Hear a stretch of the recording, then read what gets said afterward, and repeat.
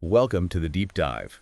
We sift through stacks of sources, find those crucial nuggets, and basically give you a shortcut to getting informed. That's the plan. Today, we're really plunging into Zen Buddhism. We're leaning heavily on Philip Kapleau's The Three Pillars of Zen. Right, it's a foundational text for many Western practitioners. And this isn't just, understanding Zen theoretically.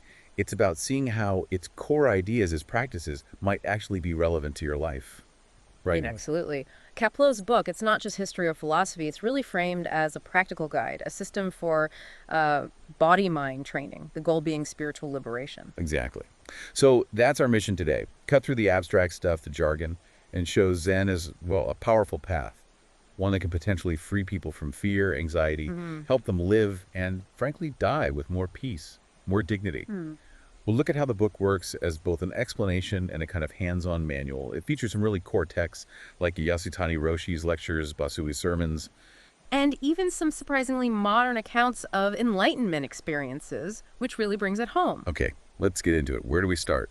Well, to really get this path, we kind of have to start with Yasutani Roshi. He's a pivotal figure. Okay. And what's fascinating about him, his background.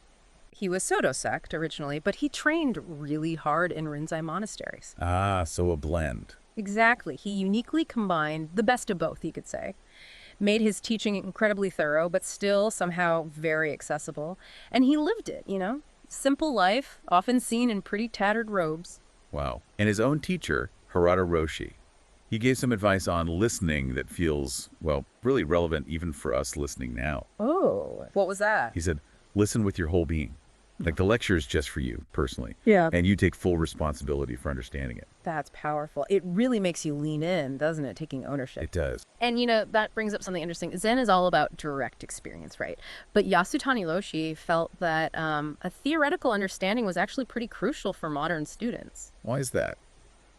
Seems counterintuitive. Well, because we tend to be, let's face it, intellectually curious, maybe even skeptical.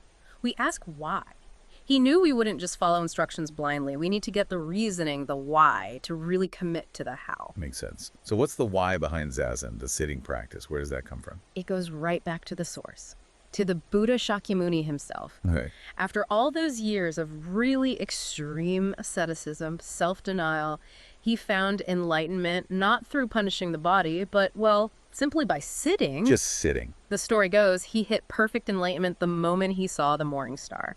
And he cried out something like, "Wonder of wonders, intrinsically all living beings are Buddhas, endowed with wisdom and virtue." Wow, that's huge. So the core idea is every single person is already inherently perfect, like a Buddha from the get-go. Precisely. That's the bedrock. A fundamental truth that just gets obscured. Obscured how? Think of it with this analogy. They use the water and moon, a Buddha's mind. That's like perfectly calm, deep, clear water. It reflects the moon, which is truth, absolutely perfectly. But an ordinary mind, our minds usually, that's like murky water, constantly being churned up by what they call gales of delusive thought. Gales of thought. I like that. The moon, the truth, it's always shining up there. It hasn't gone anywhere. But our inner water is just too agitated, too muddy to reflect it properly. So these gales are thoughts. Buddhism sees that kind of thinking, abstract, judging, discriminating thought as the main problem, the source of the murkiness. Yeah, it's often described as a kind of sickness of the human mind, or even the stream of life and death. It keeps us caught in cycles. So the practical aim of Zazen is precisely that, to still those winds of thought. Let the water settle. Exactly. So the inherent truth can just shine through, be seen. And when that happens, when the thoughts calm down. That's the outcome. When those winds die down, the mud settles, and suddenly, boom, the moon of truth is perceived directly, unmediated. That moment of realization, that seeing, is called kensho. It's this powerful, imperishable insight. It cuts through the confusion, leads to real inner peace, harmony. It's like the light finally clicks on, and reveals what was there the whole time. Okay, so we get the why, the theory. Now, the how. Let's get practical. How do you actually do Zazen? Right. First step is finding a quiet space. Pretty obvious, but important. Then you need a cushion setup. Usually a soft square cushion, maybe 3 feet square, and then a smaller round pillow like a zafu on top of that. That's what you actually sit on. And a slightly funny practical tip from the book, try to avoid trousers or socks. Really? Why is that? They can just get in the way, make it harder to cross your legs comfortably and get stable. Okay, so posture is key then. Absolutely crucial for stability. The full lotus, both feet on opposite thighs, that's the gold standard for stability. But probably not easy for most beginners. Definitely not. So the half lotus is a great option, one foot on the opposite thigh. Or even other variations like sitting Burmese style, or kneeling on your heels, or honestly just sitting upright in a chair if needed. So the cross-legged part isn't the most critical thing. The most critical principle is keeping the spinal column erect, straight but not stiff. This isn't just about good posture. It actually helps your organs function better and crucially promotes mental quietness. Okay, straight spine. What about hands and head? Right hand rests in your lap, palm up. Left hand, also palm up, rests on the right hand. Then the tips of your thumbs lightly touch, forming a kind of flattened oval or circle. Is there symbolism there? Yeah, the left hand, seen as passive, is over the right, the active hand, symbolizing the quieting of activity, aiming for tranquility. Interestingly, it's the reverse of how a Buddha is often depicted in a more active mudra. Huh. And the rest? Head, eyes. Head straight. Imagine a line from your ears down to your shoulders and your nose lined up with your navel. Eyes are kept open, just slightly. Open, not closed. Open, yeah. But the gaze is lowered, maybe a few feet in front of you, without focusing on anything in particular. Mouth closed, gently. Tongue just lightly touching the back of the upper teeth. It's all quite precise. Sounds it. And breathing? What do you do with the breath? Two main ways initially. You can count your breaths. Inhale 1, exhale 1, inhale 2, exhale 2, up to 10, then start over. Okay. Or you can simply follow the breath, just noticing the sensation of the inhalation, the sensation of the exhalation, without counting. And the goal here isn't to, force thoughts to stop. Because that seems impossible. Exactly. That's a key point. The goal is not to stop thoughts. It's more about preventing them from hampering or diminishing the zazen. Thoughts will come, they just float by. The practice is learning not to grab onto them, not to get carried away. Okay, that makes more sense. But what if weird stuff happens? Like visions or strange sensations? People report that sometimes. Yeah, that's common. Illusory perceptions, makio they call it sometimes. The book is really clear. These things are not problems or obstructions unless you react to them. React how? By either clinging to them, thinking, oh, this is good, this is spiritual, or trying to push them away. Oh no, this is bad, I need to stop it. You do. The key is simply, don't perceive them. Don't let your eyes linger on a visual clicker. Don't let your attention get stuck on a sound. Don't let your mind latch onto an idea that pops up. Just notice it and let it go. Let it arise and vanish like clouds. Okay, just let it pass. Yeah. And when you're done sitting, you don't just leap up, right? Right, gentle transition. You start by swaying your body side to side. Start small and gradually make the swings bigger, maybe half a dozen times or so. And then? Then you rise slowly. And the recommendation is to do kinhin. Kinhin, what's that? It's walking zazen, zazen in motion. Ah, okay. How does that work? You make a fist with your right hand, thumb tucked inside, place it on your chest, then cover it with your left palm. Keep your elbows out at right angles. Okay. Body still erect, eyes looking naturally about 2 yards ahead. And you continue your breath awareness, maybe counting breaths still. And the walking itself. You start with the left foot. Walk slowly, calmly, steadily. Feel your foot connect with the floor heel, then toes. Walk with poise and dignity. It's not a casual stroll. The mind stays taut, aware. How long do you do that for? Recommended for at least 5 minutes after each sitting period, say 20 or 30 minutes of zazen. It really helps integrate the seated practice into movement. Interesting. So it's not just about sitting still. Not at all. It integrates awareness into activity. Now, moving beyond the basics, Yasutani Roshi talks about these 5 varieties of Zen. 5 times. Okay. Yeah, and this isn't just academic sorting, it's more like a map. It shows where people often practice, maybe where they get stuck, and importantly, what real Zen is aiming for. Got it. So what are they? First is Banpu Zen. Think of it as ordinary Zen. People practice it just for physical health, mental well-being, stress reduction, that sort of thing. Okay, makes sense. Pretty common goal. Then there's Geido Zen. Geido means outside way. These are practices, often not even Buddhist, focused on maybe developing special powers, psychic abilities, often for worldly gain or, ego inflation. Right. Not the core spiritual goal. Not in Buddhism, no. Third is Shoujo Zen, the small vehicle Zen. This tradition aims to stop all thoughts completely, leading to a state of, blankness, called Mushinjo. kind of extinguishing sense functions to achieve a final death without rebirth. Okay. Sounds intense. Then we get to Daido Zen, Great Vehicle Zen. This is considered true Buddhist Zen. Its whole point is Kinsho Godo. That word again, kensho, seeing your nature. Seeing into your essential nature, yeah. Yeah. And Gedo is realizing the way, living it out in daily life. Here, Zazen isn't just a tool to get enlightenment. It's seen as the actualization, the living expression of your true nature. The Rinzai school often emphasizes this aspect. Okay, Daijo Zen is at the top. Almost. The fifth is Saiyojo Zen, highest vehicle Zen. This is the Zen they say all Buddhists practice. It's like the ultimate expression of absolute life. It's often associated with shikantaza. We'll get to that later. We will. But the idea here is there's no struggle for Satori, for enlightenment. The means, the practice, and the end, the realization, they just coalesce. They become one. The Soto school often holds this as the paramount practice. So Rinzai emphasizes the breakthrough. Soto emphasizes the just being it. Is that too simple? A bit simple, but directionally helpful. And it's important, Yasutani Roshi points out historical imbalances. Sometimes Rinzai can get so focused on the Satori breakthrough, the Kunisai study becomes maybe too intellectual, kind of disconnected from just living. Like a game. Maybe, yeah. And on the other hand, modern Soto sometimes, he felt, neglects the absolute necessity of Kensho, that initial seeing. And if you do that, Shikantaza can risk becoming just, well, Bampu Zen, just sitting for health, missing the profound spiritual depth. That's a really important distinction. Knowing the goal keeps you on track. Exactly. And related to these levels, there are also the three aims of Zazen. Yeah. Right. You mentioned they form a unity. Yes, an inseparable unity. The first is Joriki. This translates roughly as power of concentration. I think. But it's not just ordinary focus like when you're working. It's a more dynamic power. It allows for instant, appropriate action. It can cultivate focus, a still mind, even some unusual abilities, But Jiriki alone can't cut the deep roots of illusion. It's essential, you need it, but it's not enough for the highest Zen realization. Okay, so concentration power is aim 1. What's 2? Aim 2 is Kensho Godo.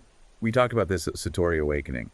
Seeing into your true nature, the nature of everything. That sudden, direct realization, wow, I've been complete and perfect from the very beginning. That sounds like the main event. It's huge, yes. Yeah. And the substance of that experience, the core insight, is the same for everyone. Buddha, you, me. But its clarity, its depth, how much it transforms your life immediately, that can vary a lot. Like a blind person slowly regaining sight. The world is always there, but their perception of it deepens over time. Got it. And the third aim? Muyodo no Taigen. This means something like the actualization of the supreme way in daily life. Living it out. Exactly. This is where the means and the end really merge. It aligns with that Saiyojo Zen. It's your inherent Buddha nature, just naturally unfolding in everything you do, walking, eating, working. Whether or not you have one big, dramatic Satori moment, it's the living embodiment. So how do these three aims connect? Jiriki, Kensho, Mujodo. They're completely intertwined. Think of it like this. Kensho is the wisdom that arises from the power of concentration, Joriki. And then Jiriki, that focus power, helps to stabilize and deepen Kensho. Okay. And then Kensho, that wisdom, when it's actually manifested in all your actions, moment to moment. That is Mushodo no Taigen. Ah, I see. So they all support and flow into each other. It's one process. Precisely. One seamless, dynamic whole. This sounds like a really personal journey, which I guess leads us to Dakisan. You hear about this being central to Zen training. What is it exactly? Dakusan is the private individual instruction. It's a one-on-one meeting between the student and the Roshi, the teacher. It's just the two of them. Yes. And it's considered incredibly important. An unbroken tradition going way back, supposedly to Shakyamuni himself. It's crucial because, well, everyone's path is unique. Your obstacles, your breakthroughs, they're specific to you. So that personalized, immediate guidance is seen as indispensable. And it's usually kept secret, right? What's said in Dakusan stays in Dakusan. Yes, traditionally very secret. And there are good reasons for that. Like what? Well, first, it creates a safe space, allows students to really open up, bare their souls without ego or worrying what others think. Second, it prevents communion study from becoming purely intellectual. You can't just overhear an answer and parrot it back. Ah, keeps it experiential. Right. And third, sadly, it helps avoid the kind of corruption that sometimes happened in monasteries where maybe answers or insights were traded or sold.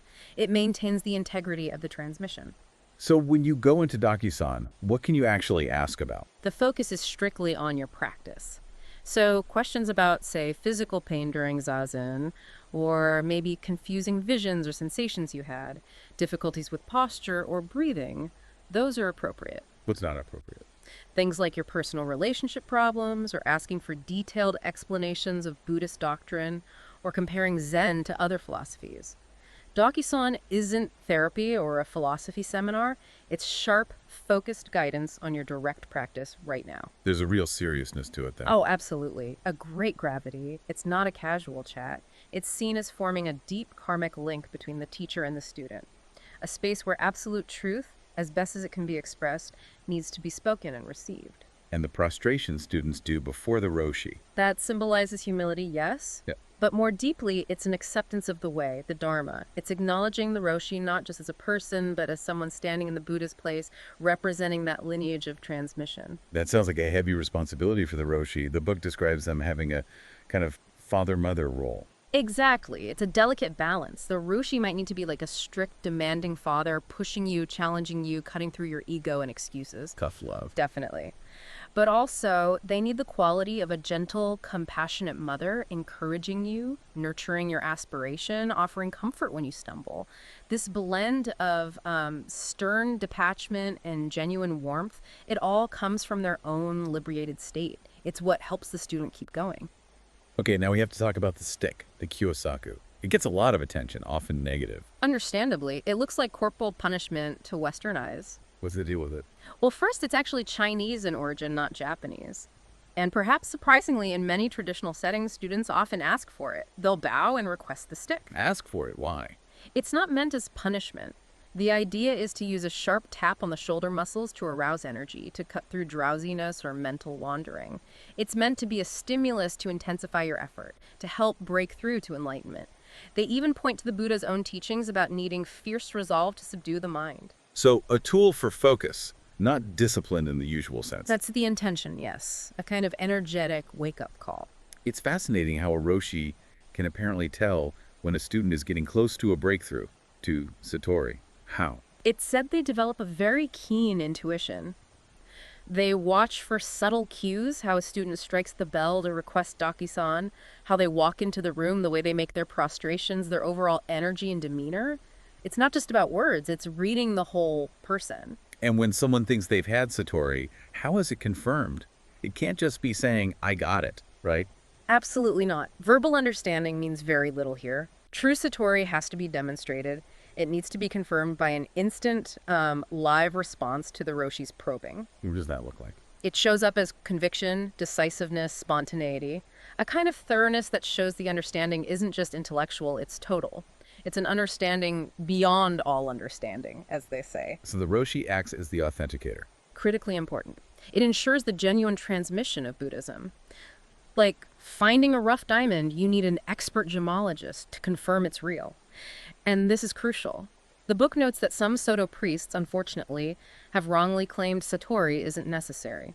Often, the text suggests this is because they themselves haven't had that direct perception of the Buddha mind and thus can't recognize or authenticate it in others. Oh, wow, okay. That's a strong claim. So moving into deeper practices, we mentioned shikantaza earlier. Just sitting, what does that really involve? It sounds passive. It sounds passive, but it's anything but. The mind is intensely involved. The description is paradoxical. The mind should be taut, yet at the same time firmly planted, like Mount Fuji. Stable, grounded, Okay. but also stretched like a taut bowstring. There's an alertness, a readiness. It's described as a heightened state of concentrated awareness, almost like a swordsman facing a life or death duel, completely vigilant but not nervously tense. That sounds incredibly demanding. Can you do that for long? It is demanding. Because of that intense concentration, which apparently can generate quite a bit of internal heat, the recommendation is often not to exceed maybe 30 minutes per sitting of pure shikantaza. And does it get easier? Yes, the initial tension, with practice, ripens. It matures into a state that feels more effortless, yet remains profoundly alert. The body settles, the mind becomes sharp and clear, just sitting. Okay. And then there are the koans, Those strange questions or dialogues, what's their purpose? Right, the paradoxical dialogues. They're specifically designed to liberate the mind from, as the book puts it, the snare of language. Our usual logical, linear thinking just bounces off them. So you can't solve them like a riddle. No, not with logic. They're meant to frustrate the intellect, to push it to its limit and beyond, forcing the intuitive mind's eye to open, to see reality directly without the filter of concepts. How do they do that? It's quite ingenious, really. They often used very concrete, tangible things, a dog, a cypress tree, someone holding up a finger. By focusing intensely on this concrete thing, they force you to see its absolute nature, its suchness, and stop you from drifting into abstract intellectualizing about it. And the point is? The deep import, the realization they point towards, is that the world is one interdependent whole, and that each separate one of us is that whole. The koan becomes a gateway to experiencing that unity. Let's talk about Mu. That's probably the most famous koan. Does a dog have Buddha nature? And the answer is Mu. What's Mu? Mu is often the first koan given. It's seen as premier because it's totally impervious to logic, like an iron wall. You just can't penetrate intellectually. And it's easy to voice, to repeat. But what does it mean? Does it mean no? It's not really about the philosophical question of whether dogs have Buddha nature or not. The practice isn't about figuring that out. Rather, Mu itself becomes the focus. Mu is Buddha nature in a sense. It acts like a sharp tool, a scalpel. The scalp? Yeah, to extirpate, to really dig out and remove that deep-seated malignant habit of thinking in terms of I and not I, self and other, right from the unconscious mind. How does working with it feel? The struggle is often described using this incredibly vivid image. A red-hot iron ball. Whoa. You have to metaphorically swallow this red-hot iron ball of Mu. It's stuck in your throat. You can't spit it out. You can't swallow it down. It's intensely uncomfortable. Sounds awful. It's meant to be. That intense pressure, that struggle, is what melts down all your delusions, your fixed opinions, your worldly knowledge, your concepts, beliefs, everyday thoughts. Everything gets burned away until there's only Mu, until you achieve absolute unity with Mu. That sounds like a complete breakdown of the normal self. It is a stripping away. And the result, you reach a state of incredible purity where inside and outside naturally fuse. It's described poetically as like being a mute who has had a dream. You know, something profound, but you can't quite articulate it in the old way. Okay. Then, often quite suddenly, self-realization bursts forth instantly. Everything is transformed, seen with new significance.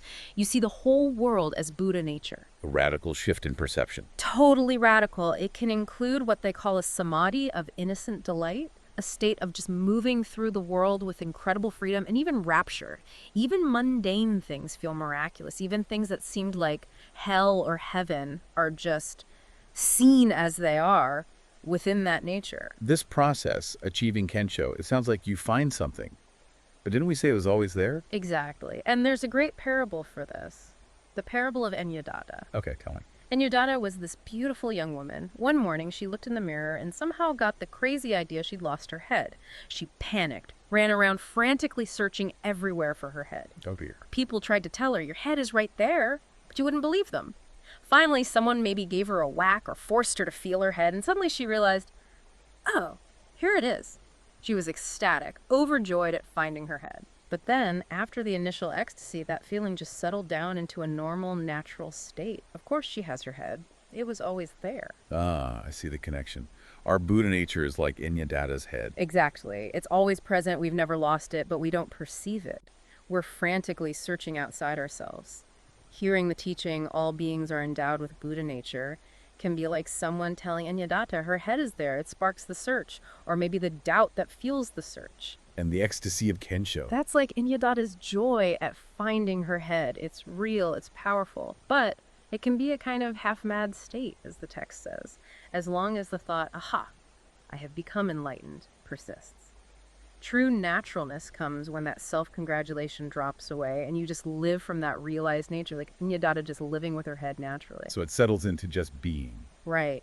Which brings us to another key principle, inga e chino. It means cause and effect are one. Cause and effect are one. How did that work? Doesn't practice cause lead to enlightenment effect? Yes and no. While the practice definitely unfolds in stages, the fundamental mind substance, your basic nature, is exactly the same at every single stage as it is in a fully enlightened Buddha. So even a beginner. Even a beginner struggling through their first Zazen session is, in that moment, manifesting the whole of their essential nature. Just like Enyadata had her head throughout her entire search, delusion, and all, the stages of practice are like the stages of her realizing the head was always there. The realization changes, but the fundamental reality doesn't. That's a profound thought. It gives value to every moment of practice. It absolutely does. So if someone hearing this is inspired to practice, what qualities do they need to cultivate? Yasutani Roshi talks about 3 essentials, right? Yes, absolutely critical. 3 legs of the stool, you could say. First is Daishinkon, strong faith. Faith in what? Not blind belief. It's a deep, unshakable conviction grounded in the Buddha's own enlightenment experience. Faith that human nature, your nature, is intrinsically whole, perfect, lacking nothing. Faith that enlightenment is possible for you. Okay, strong faith. What's second? Second is Daigidan, strong doubt. Doubt. Isn't that the opposite of faith? Not skepticism, it's more like a profound perplexity, a deep questioning that arises from the faith. It's the feeling of, if my true nature is perfect Buddha nature, why do I experience suffering? Why does the world seem so flawed and imperfect? What is blocking my realization? So the doubt drives the inquiry. Precisely. This strong doubt is called the main prod to Satori. It's the engine that fuels the intense search for resolution. That makes sense. And the third essential? Daifunshi, strong determination, or will, or energy. This is the unwavering resolve to resolve that doubt. It's born from the tension between the strong faith and the strong doubt. It's the energy that keeps you practicing relentlessly through thick and thin. Faith, doubt, determination. You need all 3. Indispensable. All 3, working together dynamically, are needed to attain perfect enlightenment. Lacking anyone will hinder progress. And based on these qualities, particularly the level of determination, the Roshi assigns different practices. That's right. Yasutani Roshi outlines roughly 4 levels of aspiration that guide this. What are they? Level 1 is just casual interest, maybe curiosity. For that, usually counting the breaths is assigned. Simple, foundational. Okay. Level 2 is a genuine desire for physical or mental health stress relief. Here, following the breath might be assigned. A bit deeper concentration. Level 3. Someone who has a real belief in the value, the exalted nature of Buddhist teachings, but maybe isn't yet fired up for full enlightenment now. For them, shikantaza might be assigned. Just sitting. Right. And finally, level 4. This is someone with that daifunshi, that strong, burning determination to realize their true self, to resolve the great matter of life and death. And for them? For them, a koan is typically assigned, often starting with mu, because the koan requires that intense, unwavering energy to break through. So it really highlights why being honest with yourself and with the teacher in Daki-san about your real aspiration is so important. Absolutely crucial. The Roshi needs that frank self-appraisal to prescribe the practice that will be most effective for where you actually are. Let's turn to Basui now. His teachings also feature prominently. What key insights does he bring? Basu offers incredibly direct, powerful pointers. He emphasizes that your true mind, your inherent nature, is fundamentally pure, it's formless, it's beyond concepts like good and bad. It's the source from which all thoughts arise, and it's the actual master of seeing and hearing. The master. Meaning it's the awareness behind all experience. So he says the fundamental practice, superior even to just reciting scriptures, is to constantly ask yourself, what is my own mind? Who is hearing this sound right now? Who is seeing? That direct self-inquiry. That sounds very immediate. It is. And Yeah. he uses a really powerful dream analogy. Uh-oh. Imagine you're dreaming, and in the dream you're suffering terribly, maybe falling into hell, being tortured. It feels completely real. Okay. But then you wake up. Instantly the suffering is gone. Where did the dream hell go? It wasn't real in the ultimate sense. Basui says our waking life, with its suffering caused by clinging to endless changes and delusions, is like that dream. Self-realization, awakening to your true mind, is like waking up from the dream. The suffering vanishes because you see its illusory nature. That's a very striking image. Waking up from the dream of suffering. He also uses another simple, potent analogy. Ice and water. Ice and water. Think of ice as deluded beings, ordinary people caught in ignorance. Think of water as enlightened beings, Buddhas. Is there any fundamental difference in substance between ice and water? No, just a difference in state. H2O is H2O. Exactly. Ice is water, just frozen by the cold of delusion. When delusion melts through practice and insight, the ice returns to its natural state, water. Ordinary beings and Buddhas are fundamentally the same substance, just in different states due to delusion or lack thereof. Simple, but profound. But Pasui also warns about pitfalls, right? Things that can go wrong on the path. Oh, definitely. The book calls them mind illnesses. One is mistaking a state of just blankness, no thoughts or no awareness, for true realization. That's the Shoujo Zen trap. Okay, what else? Getting lost in just studying scriptures or philosophy, becoming an academic expert on Zen without ever having the direct experience, intellectualizing it to death. You can't think your way there. Right. And Basui gives a particularly stern warning about what he calls the deep pit of pseudo-emancipation. Pseudo-emancipation, what's that? This is a state where someone might have had some initial insight, or maybe just thinks they have, and they become incredibly arrogant. They start criticizing authentic masters. They think they're beyond causality, beyond karma, beyond ethical conduct. That sounds dangerous. Extremely. Basui compares them to a lunatic laughing at sane people. Even Bodhidharma, the first patriarch in China, warned about this, just thinking everything is void without deeply understanding causation. And acting responsibly leads straight to a pitch-black hell, metaphorically speaking. True emptiness isn't nihilism. So how do you avoid these traps and reach genuine realization? What's the actual process? The path, as described, involves a kind of annihilation. Not of the self in a nihilistic way, but an annihilation of all obstructing thoughts and delusive feelings. Even good ones. Even seemingly positive or holy thoughts, thoughts about Buddha, truth, emptiness, enlightenment. Any concept you cling to becomes an obstacle. You have to let go of everything. Everything you think you know, everything you cling to, until only the true source of your self-nature will appear. Basui uses the image of needing the courage to leap into the tremendous abyss of fire of your own primordial nature. Sounds terrifying again. Leaping into fire. It represents letting go of all safety nets, all concepts, all sense of a separate self that needs protecting. It's only through that total surrender that the true nature reveals itself. And the outcome. What's it like on the other side of that fire? The descriptions are profound. Feeling resurrected, experiencing a deep, abiding peace and joy that doesn't depend on circumstances, being entirely free. Free in what way? Free from the tyranny of compulsive thoughts, free from the fear of death, free from the illusion of separation. It means perceiving the world completely differently. The texts use paradoxical language, like walking on water is like walking on ground, or throughout the day there is walking, yet no step is ever taken. Meaning distinctions dissolve. All dualistic distinctions, self-other, sacred profane, walking, not walking, they collapse into the underlying unity. You finally see the ruler, as Basui calls it, your own true face, the face you had before your parents were born. It's a state of complete liberation and non-duality. Wow. That's quite a journey we've traced. From the basics of sitting to, well, seeing your original face. It's a deep path. So wrapping up this deep dive, the core insight seems to be that Zen offers a direct path, not based on belief alone, but on diligent practice, on fearless self-inquiry, aimed at experiencing the perfection that's apparently already inherent within us. That's a good summary. Centuries of wisdom, from Shakyamuni right down to contemporary teachers like Kapleau's sources, they all seem to point to that same fundamental truth. You are already whole. The journey is about realizing, making real in your experience, what has always been present. It really shifts the perspective from seeking something outside to uncovering something within. Precisely. So final thought for our listeners to take away. Well, there's a Zen saying, mind having no fixed abode should flow forth. If that's true, if our essential mind isn't fixed anywhere, what might it mean to truly live without a fixed abode in your own life? How could applying these principles, non-attachment to thoughts, relentless self-inquiry, how might that actually transform your perception of your everyday reality? Could it turn the mundane into something, well, miraculous? Something to ponder. Yeah. Thank you. That gives us a lot to think about. My pleasure.